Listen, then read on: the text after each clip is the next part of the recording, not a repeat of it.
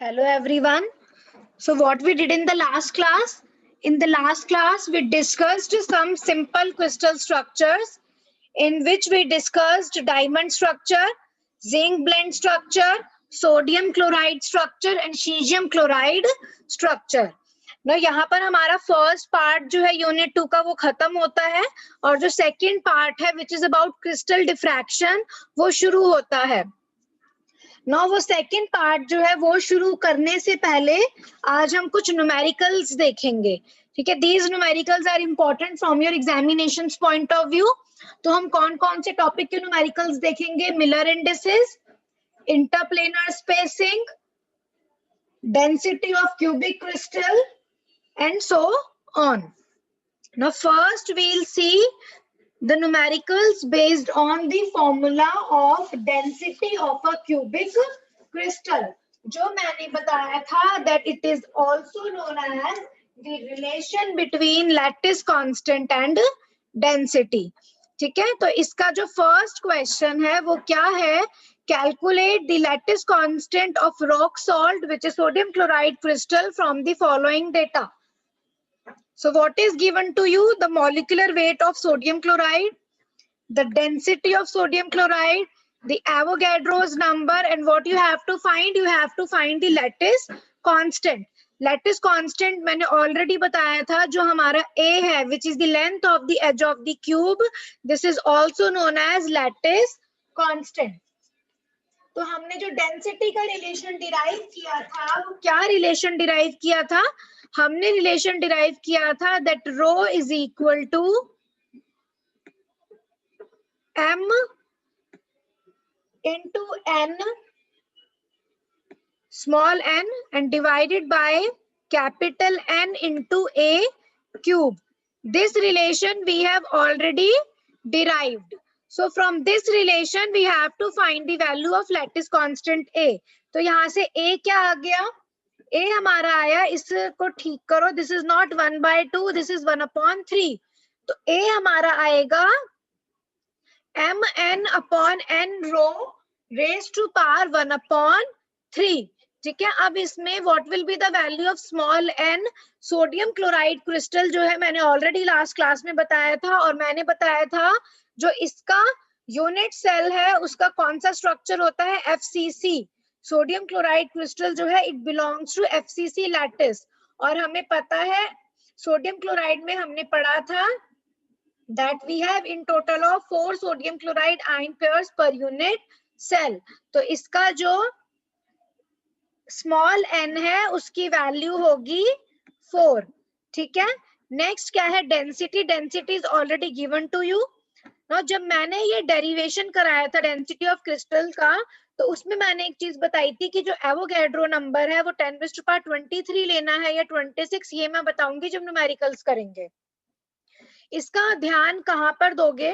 ये बहुत इंपॉर्टेंट है, इसकी गलती मत करना, इसको ध्यान से सुनो। देखो इस क्वेश्चन में जो मॉलिक्यूलर वेट गिवन है, मॉलिक्यूलर वेट जो है वो ग्राम्स में होता है। ठीक है, जो डेंसिटी है लेकिन वो किलोग्राम में गिवन है, तो इसीलिए हम जो एवोगैड्रो नंबर लेंगे वो पर किलोग्राम मोल लेंगे। एवोगैड्रो नंबर की वैल्यू होती है 6 × 10⁻23 पर मोल। अगर मैं इसको 10⁻3 से मल्टीप्लाई डिवाइड कर दूं तो ये हो जाएगा 6 × 10⁻26 डिवाइडेड बाय 10⁻3 पर मोल। 10⁻3 को मैं लिख सकती हूँ एज किलोग्राम, तो दिस विल बिकम 6 × 10⁻26 पर किलोग्राम मोल। ये जो एग्जाम्पल है यहाँ पे एवोगैड्रो नंबर को लिया गया है 10⁻26 नॉट 10⁻23। ऐसा क्यों है? एवोगैड्रो नंबर जो है पर मोल क्यों नहीं लिया, पर किलोग्राम मोल क्यों लिया है? The reason is because density kilogram में है और मॉलिक्यूलर वेट ग्राम में है। इसको सॉल्व करने के दो तरीके हैं। वन इज एवोगैड्रो नंबर को 10⁻23 रखो, ठीक है, और जो मॉलिक्यूलर वेट है 58.45 इसको किलोग्राम में कन्वर्ट करो। किलोग्राम में कन्वर्ट करोगे तो हमें यहाँ मल्टीप्लाई करना पड़ेगा 10⁻³ से। 10⁻³ जब डिनोमिनेटर में जाएगा तो 10⁻³ हो गया, तो 10⁻23 × 10⁻³ विल बिकम 10⁻²। 26। ठीक है, तो दो तरीके हैं, या तो डायरेक्टली एवोगैड्रो नंबर को ही 6 × 10⁻26 लिख दो, या फिर एवोगैड्रो नंबर को कांस्टेंट रखो 6 × 10⁻23 पर मोल, और जो मॉलिक्यूलर वेट है वो ग्राम्स में होता है, उसको किलोग्राम में कन्वर्ट कर लो। ये दो तरीके हैं, और इसमें लेकिन इन चीजों का ध्यान रखना है, नहीं तो आंसर गलत हो जाएगा। ठीक है, तो ये वैल्यूज जब सब्स्टिट्यूट करी उसके बाद ए की वैल्यू आई 5.643 एंगस्ट्रॉम। ठीक है, इस टॉपिक पे बेस्ड जो न्यूमेरिकल्स है वो बहुत सिंपल है, डायरेक्टली जो है ये फॉर्मूला यूज होगा। बस जो तुम्हें ध्यान देना है वो इसी चीज का ध्यान देना है कि एवोगैड्रो नंबर जो है उसकी वैल्यू 6 × 10⁻23 लोगे या 6 × 10⁻26 लोगे। What I suggest, Avogadro number जो है उसको हमेशा 6 × 10⁻23 रखो, और जितने जो डायमेंशंस हैं उनको किलोग्राम में कन्वर्ट कर दो। ठीक है, तो जब हमने मास को किलोग्राम में कन्वर्ट कर दिया और डेंसिटी भी हमारी किलोग्राम में, सारी एक ही यूनिट में है। ठीक है, और अगर मास और डेंसिटी दोनों ही ग्राम्स में गिवन है तो किलोग्राम में कन्वर्ट करने की जरूरत ही नहीं है, क्योंकि मास और डेंसिटी न्यूमरेटर और डिनोमिनेटर में है, तो दोनों ही ग्राम ग्राम में है, तो यूनिट्स कैंसिल आउट हो जाएंगी। अगर अगर 1 ग्राम में है और 1 किलोग्राम में है, वहां 1000 का फैक्टर जो है वो आएगा।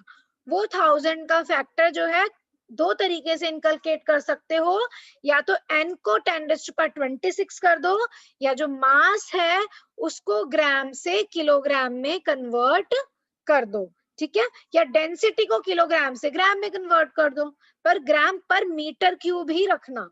ठीक है, तो व्हाट आई सजेस्ट कि मास जो है उसको ग्राम्स में है उसको किलोग्राम में चेंज कर दो, और n को 6 × 10⁻23 रखो।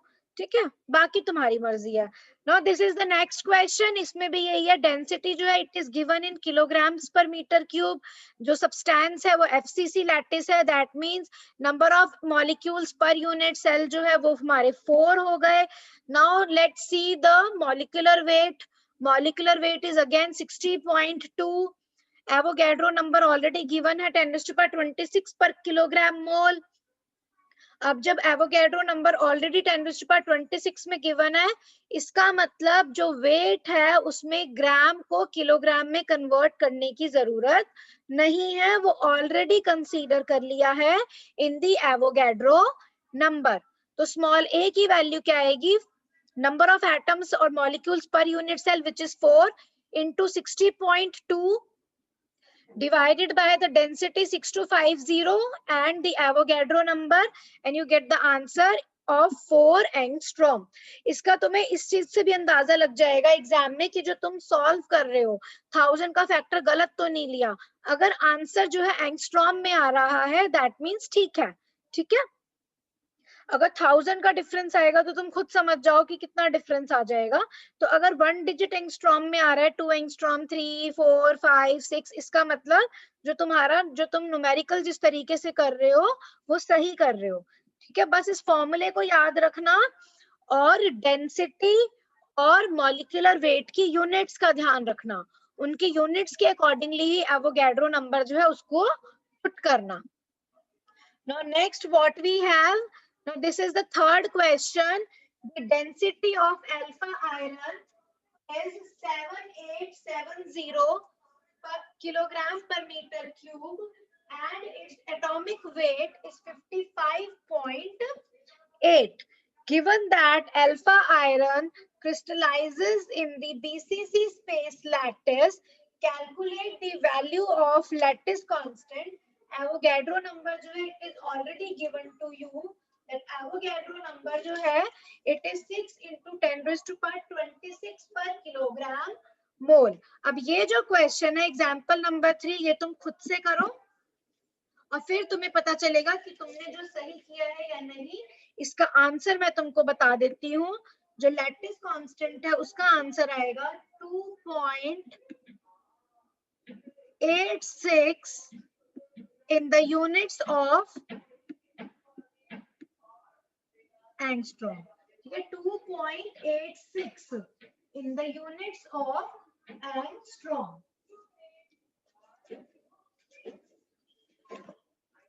इसको सॉल्व करना, ठीक है। अब देखो सारी यूनिट्स को कन्वर्ट करोगे, अगर डेंसिटी को सीजीएस यूनिट में कन्वर्ट करोगे तो किलोग्राम को ग्राम में कन्वर्ट करोगे, मीटर को सेंटीमीटर में कन्वर्ट करोगे, ठीक है। तो दो दो कन्वर्जन हो गई। जो एटॉमिक वेट है वो अगर ग्राम में गिवन है तो डेंसिटी को या तो सीजीएस यूनिट में ग्राम पर सेंटीमीटर क्यूब में कन्वर्ट करो और एवोगैड्रो नंबर को 6 × 10⁻23 रखो, या डेंसिटी को किलोग्राम पर मीटर क्यूब में रखो और जो एटॉमिक वेट है उसको किलोग्राम में कन्वर्ट करो और एवोगैड्रो नंबर को 6 × 10⁻23 रखो। थर्ड चीज, जो मास है उसको एज इट इज ग्राम में रहने दो, जो डेंसिटी है उसको एज इट इज किलोग्राम पर मीटर क्यूब में रहने दो और जो एवोगैड्रो नंबर है उसको 6 × 10⁻26 कर दो, ठीक है। ये तीन तरीके हैं। अगर डेंसिटी को चेंज करोगे तो ध्यान रखना दो कन्वर्जन करने पड़ेंगे, किलोग्राम को ग्राम में, मीटर को सेंटीमीटर में, ठीक है ना। यहाँ पर हमारे डेंसिटी ऑफ क्यूबिक क्रिस्टल के न्यूमेरिकल्स कंप्लीट हुए। अब हम ये क्वेश्चन करेंगे एग्जाम्पल नंबर 7। ये जो है तुम्हारी आरचांद की बुक में दे रखा है ऑन पेज नंबर 55, ठीक है। सॉल्व न्यूमेरिकल्स में जब पेज नंबर 55 पे जाओगे you will find this example number 7 which is important from your examination point of view. ये एक बार क्वेश्चन एग्जाम में आ चुका है, मैं इसलिए करा रही हूँ।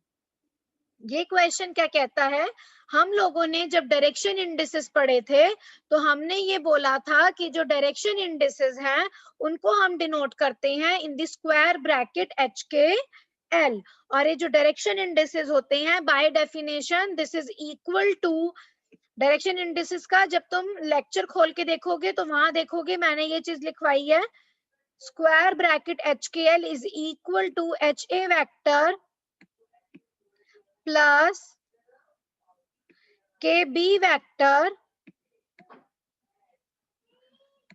प्लस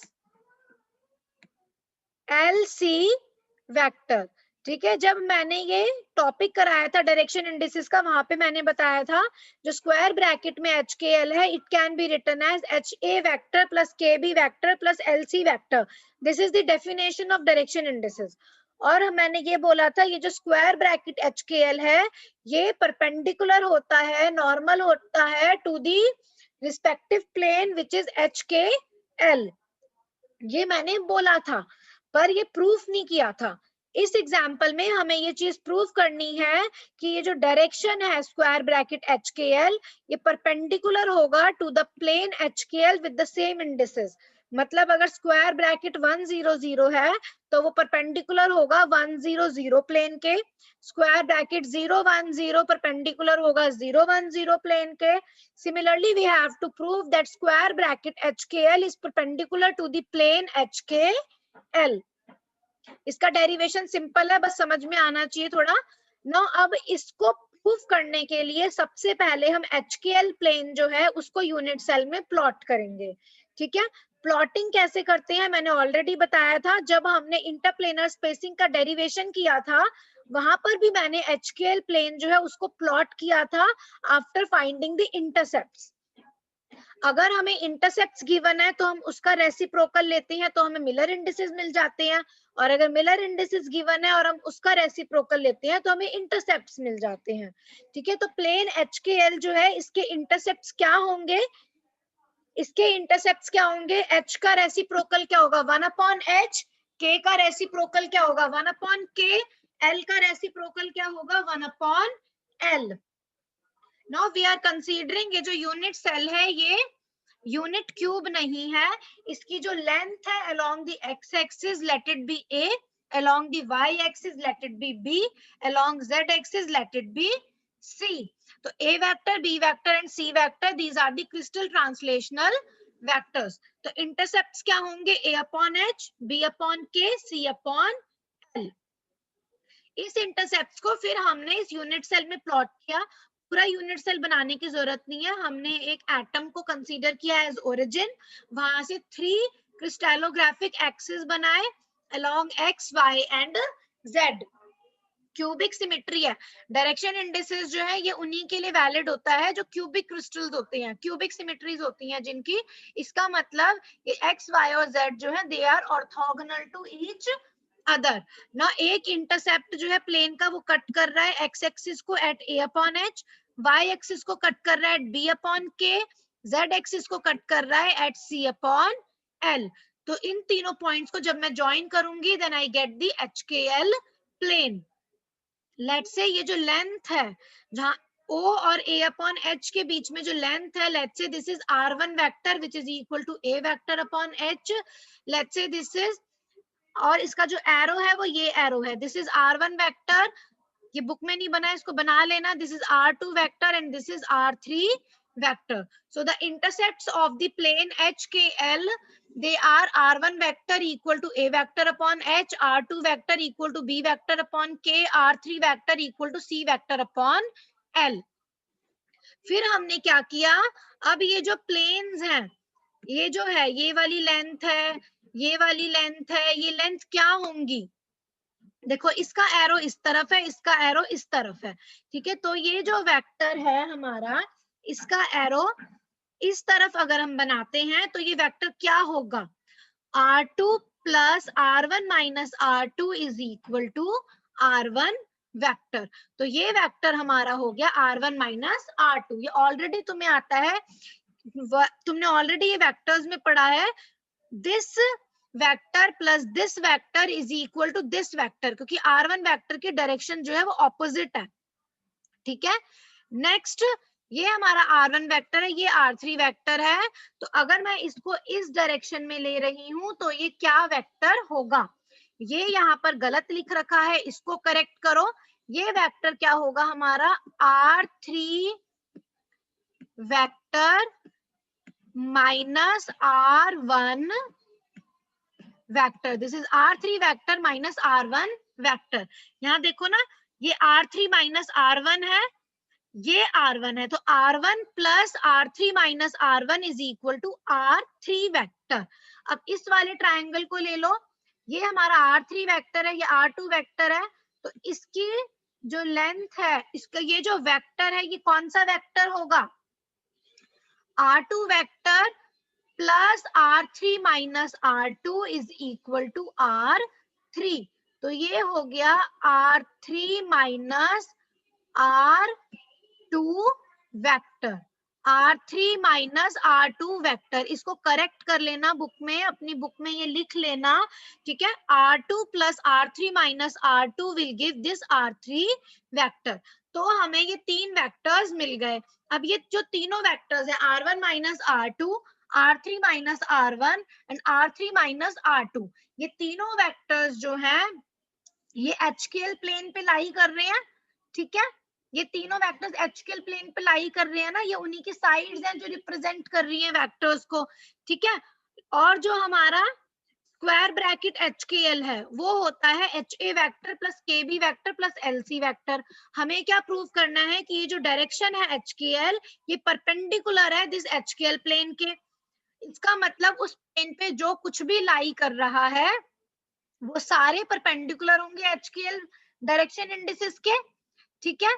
तो इसका मतलब इस प्लेन पे जो वेक्टर लाई कर रहे हैं उसका डॉट प्रोडक्ट और square bracket HKL which is equal to HA vector plus KB vector plus LC vector, उसका डॉट प्रोडक्ट अगर 0 आता है that means they are perpendicular to each other. तो यही हम यहाँ प्रूव करेंगे और उससे हम कह सकते हैं कि the direction HKL is perpendicular to the plane HKL with the same indices, ठीक है। तो हमारा ये वेक्टर है HA vector plus KB vector plus LC vector. हमें प्रूव करना है that it is perpendicular to HKL plane. इसको ठीक कर लो, इसमें लिखा है the vector HA vector plus KB vector plus H plus LC vector which represent square bracket HKL, ये परपेंडिकुलर है R1 माइनस R2 के भी, और इसको यहाँ पे करेक्ट करना, ये होगा R3 माइनस R1, इसको यहाँ पर भी लिखना R3 माइनस R1, तो यहाँ पे माइनस आएगा, यहाँ पे प्लस आएगा। R1 क्या है हमारा, A अपॉन H है, R2 क्या है, B अपॉन K है, तो ये हो गया A upon H minus B upon K। R3 minus R1 क्या होगा, R1 हमारा क्या, R3 हमारा क्या है, C अपॉन L, R1 क्या है, A अपॉन H। अब सबसे पहले हम दिखा रहे हैं dot product of R1 minus R2 and this square bracket HKL which is equal to HA vector plus KB vector plus LC vector। यहाँ पे माइनस नहीं है, इसको करेक्ट कर लेना, this is plus. Now substitute the value of R1 minus R2। R1 minus R2 है A upon H minus B upon K, ठीक है, इसका डॉट प्रोडक्ट इसके साथ करना है। तो ये क्या होगा, जब first term co dot product करोगे एच एच कैंसिल होगा, ए डॉट ए, ठीक है, जो ए डॉट बी है वो जीरो होगा क्योंकि परपेंडिकुलर है, ए डॉट सी भी जीरो होगा क्योंकि परपेंडिकुलर है, बी डॉट ए भी परपेंडिकुलर होगा।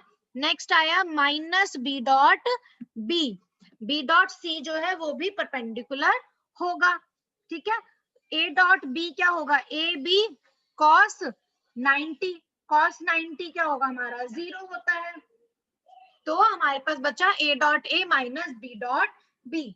अब हम क्या कहते हैं कि ये जो फॉर्मूला, ये जो हम कहते हैं ना कि डायरेक्शन इंडिसेस जो है ये परपेंडिकुलर होते हैं पर्टिकुलर प्लेन के, ये वैलिड है only for a crystal which are having the cubic symmetry. Cubic symmetry का मतलब क्या है, जो तीनों एक्सिस है वो ऑर्थोगोनल है, और एक और मीनिंग है कि जो सारी साइड्स है वो इक्वल होनी चाहिए। तो इसका मतलब A अगर B के इक्वल है तो A dot A minus B dot B क्या हो गया, जीरो। सो R1 माइनस R2 वेक्टर का dot product HA vector plus KB vector plus LC vector के साथ जीरो आ रहा है, इसका मतलब ये दोनों एक दूसरे के परपेंडिकुलर है।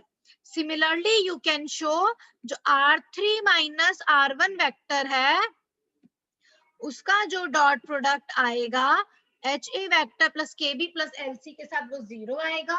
और ये भी शो कर सकते हो जो R3 माइनस R2 है, थर्ड रह गया ना हमारा वेक्टर, R3 माइनस R2 जो है उसका डॉट प्रोडक्ट भी HA vector plus KB vector plus LC vector के साथ जीरो आएगा। So what does this mean? This means that the direction indices HKL is perpendicular to the plane HKL with the same indices। ठीक है, तो हमने इसको कैसे prove किया, हमने पहले HKL प्लेन जो है उसको हमने प्लॉट कर लिया within the unit cell by finding the intercepts. Intercepts कैसे निकाले, by taking the reciprocal of Miller indices, ठीक है। फिर हमने उसके जो साइड्स है प्लेन की उनको लिखा इन वेक्टर फॉर्म, ठीक है। अब ये जो सारे वेक्टर्स हैं दे लाई इन द प्लेन HKL। सो अगर इनका dot product direction indices HKL के साथ जीरो है, इसका मतलब जो हमारी डायरेक्शन इंडिसेस HKL है वो परपेंडिकुलर होगी to the HKL plane. I hope यहाँ पे ये न्यूमेरिकल जो है वो क्लियर हो गया सबको। नेक्स्ट क्या है, जब मैंने करेक्टरिस्टिक्स बताए थे मिलर इंडिसेस के, important features of Miller indices, वहां पर एक पॉइंट नंबर था 6, उसके बाद एक पॉइंट था कि दो डायरेक्शन इंडिसेस के बीच में एंगल जो है वो हम निकाल सकते हैं फ्रॉम दिस एक्सप्रेशन, ठीक है। इसके ऊपर भी न्यूमेरिकल आ सकता है एग्जाम में। सपोज हमें एक यूनिट सेल गिवन है which is having the simple cubic structure, तो हमें एंगल निकालना है between the normal of pair of planes whose Miller indices are this and this. जो मिलर इंडिसेस 1 0 0 है, इसकी नॉर्मल क्या होगा, स्क्वायर ब्रैकेट 1 0 0, अभी जस्ट हमने प्रूव किया ये इसके परपेंडिकुलर होता है। 0 1 0 के जो नॉर्मल डायरेक्शन है वो क्या होगी, स्क्वायर ब्रैकेट 0 1 0। हमें इन दोनों नॉर्मल्स के बीच में एंगल निकालना है। सिमिलरली हमें 1 to 1 और 1 1 जो है इन दोनों के बीच में भी एंगल निकालना है, तो हम ये फॉर्मूला पुट करेंगे, cos theta is equal to u1 u2 plus v1 v2 plus omega 1 omega 2 divided by under root of u1 square plus v1 square plus omega 1 square into under root of u2 square plus v2 square plus omega 2 square. Now what are u1, v1, w1 और omega 1 and what are u2 v2 and omega 2. जो हमारा u1 है वो होगा 1, v1 0 है, इसको हम ऐसे लिख लेंगे, देखो दिस इज u1 uvw होते हैं ये, तो this is u1 v1 w1 and this is u2 v2 w2. Substitute the value. Formula जब ये देखोगे ना page number 40 of R Chand, page number 40 of R Chand, वहां पे ये फॉर्मूला मिल जाएगा, ठीक है. Divided by square root of u1 square plus v1 square plus omega 1 square and this सारी वैल्यूज पुट कर दो u1 v1 w1 और u2 v2 w2 की. तो तुम्हारे पास cos थीटा 0 आया. cos थीटा अगर 0 है that means theta is equal to 90 degree. Similarly अगर तुम्हें ये जो नॉर्मल्स है 1 to 1 और 1 1 1 इनके बीच में एंगल निकालना है, so let's say now u1 v1 w1 they are 1 to 1 and u2 v2 w2 are 1 1 and 1. now substitute the values और इसका जो थीटा आएगा एग्जाम में जब ये करते हो you can leave up to here that theta is equal to cos inverse of 0.9428. अगर तुम्हारे पास साइंटिफिक कैलकुलेटर है तो उसको सॉल्व करके डायरेक्टली लिख दो, नहीं तो यहाँ पर भी तुम इस क्वेश्चन के आंसर को छोड़ सकते हो, मार्क्स नहीं कटेंगे, ठीक है. एक इस फॉर्मूले के ऊपर भी न्यूमेरिकल्स आ जाते हैं, तो इस फॉर्मूले को भी याद रखना. तो अब हमने डेंसिटी ऑफ क्रिस्टल स्ट्रक्चर के, डेंसिटी ऑफ क्यूबिक क्रिस्टल के न्यूमेरिकल्स देख लिए. हमने उसके बाद ये प्रूव कर दिया कि जो डायरेक्शन इंडिसेस है HKL वो परपेंडिकुलर है टू द HKL प्लेन. फिर हमने ये वाले न्यूमेरिकल्स कर लिए, angle between two normal directions.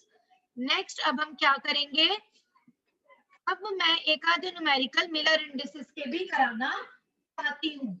Miller indices की प्लॉटिंग हमने कर ली, डायरेक्शन इंडिसेस की प्लॉटिंग हमने कर ली. उसके बाद जब मैंने ये बताया था कि हम मिलर इंडिसेस कैसे निकालते हैं, तो मैंने क्या बताया था कि सबसे पहले एक एटम को ओरिजिन ले लो. ये बताया था पूरे यूनिट सेल में एक एटम को ओरिजिन ले लो, वहां से 3 क्रिस्टलोग्राफिक एक्सिस जो है वो ड्रॉ करो x, y एंड z. तो हमारे पास जो प्लेन है लेट्स से वो x एक्सिस को कट कर रहा है एट n1a. ये बताया था जब rules to find Miller indices जो है उसको खोल लेना, आचान की बुक में पता चल जाएगा. और y एक्सिस को वो प्लेन कट कर रहा है एट इंटरसेप्ट n2b, ठीक है, ये मैंने बताया था. और z एक्सिस को वो जो प्लेन है वो कट कर रहा है एट इंटरसेप्ट n3c, ये मैंने बताया था. फिर उसके बाद मैंने बताया था ये जो n1 n2 n3 है इनके जब हम रेसिप्रोकल लेंगे और इसको कन्वर्ट करेंगे into smallest set of 3 integers by multiplying with their LCM we get the Miller indices. ये मैंने बताया था, ठीक है. अब हमारे पास ये क्वेश्चन है, इन अ ट्राइक्लिनिक क्रिस्टल अ क्लीवेज प्लेन, ये देखो ऑलरेडी एग्जाम में आ चुका है तो इसको ध्यान से सुनना. In a triclinic crystal, a cleavage plane makes intercepts 2.93, 4.47 and 2.35 mm along the 3 crystallographic axes. अब ये जो प्लेन है ये x एक्सिस के along इंटरसेप्ट बना रहा है 2.93, y एक्सिस के along 4.47, z एक्सिस के along 2.35. मतलब ये क्या गिवन है, ये हमारे x, y और z गिवन है. So this is n1a, x axis को कट कर रहा है ये एट n1a, ये कट कर रहा है y एक्सिस को एट n2b, ये कट कर रहा है z एक्सिस को प्लेन कट कर रहा है एट n3c, ठीक है. Now what is next given with the corresponding primitives being 3.05, 6.99 and 4.90 angstrom. Corresponding primitives given है. प्रिमिटिव्स का मतलब क्या है, प्रिमिटिव्स का मतलब है हमें साइड्स गिवन है a, b और c. तो हमें n1a गिवन है, n2b गिवन है, n3c गिवन है और a, b और c गिवन है. a, b और c जो है इनको हम प्रिमिटिव्स कहते हैं. तो हमें क्या क्या गिवन हो गया, x, y, z गिवन है, n1a, n2b and n3c the intercepts, और हमें गिवन है primitives a, b and c. Now what we have to find? We have to find the Miller indices of this plane. कैसे निकालेंगे Miller indices का plane? हमें Miller indices plane के कैसे निकालेंगे? हमें HKL निकालना है और हमें ये पता है N1, N2 और N3 का. अगर मैं रेसिप्रोकल लेती हूँ और फिर उसको कन्वर्ट करती हूँ स्मॉलेस्ट सेट ऑफ 3 इंटीजर्स में, तो मुझे मिलर इंडिसेस जो हैं वो मिल जाएंगे. तो सबसे पहले मुझे क्या चाहिए? N1, N2, N3 चाहिए. तो what will be N1 is to N2 is to N3? N1A को अगर मैं A से डिवाइड कर दूं N1 आ जाएगा. N2B को अगर B से डिवाइड कर दूं तो B आ जाएगा. N3C को अगर C से डिवाइड कर दूं तो N3 आ जाएगा. तो जब मैंने इनको डिवाइड किया मेरे पास आया 0.96 is to 0.64 is to 0.48. ठीक है, तो N1 is to N2 is to N3 क्या आ गया मेरे पास? 0.96 is to 0.64 is to 0.48. अब इसको जो है हम कन्वर्ट करेंगे स्मॉलेस्ट फॉर्म में. कैसे कन्वर्ट करेंगे हम इसको स्मॉलेस्ट फॉर्म में? जब इसको हम स्मॉलेस्ट सेट में कन्वर्ट करेंगे this will come out to be 6:4:3 integers form. कैसे आया ये देखो, ये क्या है? सारे 8 से सारे जाते हैं. इसको अगर मैं लिखूं तो 8 6 48 होता है, तो ये मेरे पास 6 आ गया. ठीक है, अगर मैं सारे 100 जो उनको कैंसिल आउट कर दूं, ये मेरा 8 8 64 होता है. ठीक है, 96 कब आएगा? इसको अगर मैं 8 से डिवाइड करूं तो ये हो जाएगा 8 1 8 8 2 16. तो 12 is to 8 is to 6. अब फिर से ये 2 का मल्टीपल है, इसको मैं लिख सकती हूँ 6 is to 4 is to 3. ठीक है, तो अब मैं इसका अगर रेसिप्रोकल लेती हूँ तो मेरे को मिलर इंडिसेस मिल जाएंगे. 6 का रेसिप्रोकल क्या है? 1/6. 4 का रेसिप्रोकल क्या है? 1/4. 3 का रेसिप्रोकल क्या है? 1/3. अब 6 4 और 3 का एलसीएम क्या आएगा? 12. So multiply with 12. 12/6 हो गया 2. 12/4 हो गया 3. नेक्स्ट 12/3 हो गया 4. तो मेरे पास जो मिलर इंडिसेस आए, अब उसको एग्जाम में लिख दोगे ऐसे स्क्वायर, ऐसे पैरेंथेसिस के अंदर 2 3 4. So these are the respective Miller indices of this cleavage plane. ठीक है, एग्जाम में अगर इस टाइप के क्वेश्चंस आते हैं तो इस तरीके से सॉल्व करना है. ये हो गया. अब एक नेक्स्ट ये वाला क्वेश्चन है. एक सेकंड, इसको अगर मैं रोटेट करूं तो